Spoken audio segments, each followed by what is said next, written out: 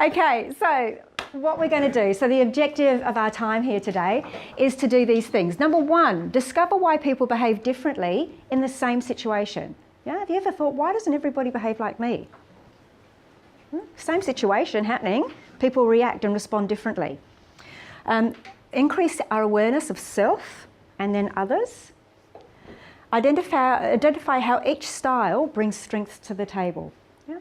So people can behave very differently, and it also means that they've all got different strengths. So when you're working in a company and when you're working in a team, it's great to know what are the other people's strengths so that we can leverage the strengths and mitigate weakness. Yeah? I get to a point in life where I'm old enough and ugly enough to know what I'm good at, and I do that, and what I'm not good at, I have minions. I have people that do stuff.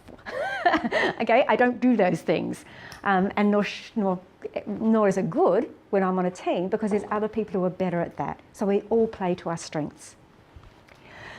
Discover how to read other people's styles. Yeah? So how do I know what the other person's style is, and then choose the best behaviour to create the best outcome? Why? Because what Ray said before, what I can hear in the room is that everybody's passionate about what they do. And yes, there's some things that may frustrate you, but it's not at the cost of still being passionate about the organisation and what your role is and wanting to achieve. Yeah?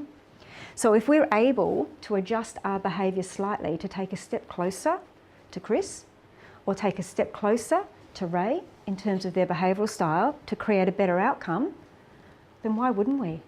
So what we're going to be doing is DiSC, which is a behavioural tool.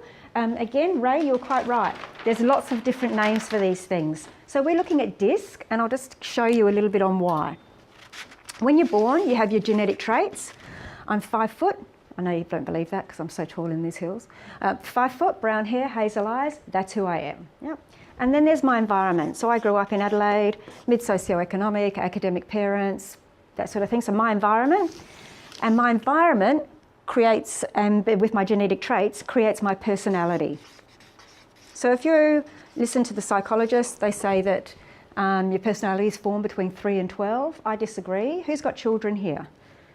Yeah? Okay, well, you watch your children. You know, I reckon at 6 months, 1 year, I could see the personality of my child coming through. So I think that personality thing starts a lot earlier.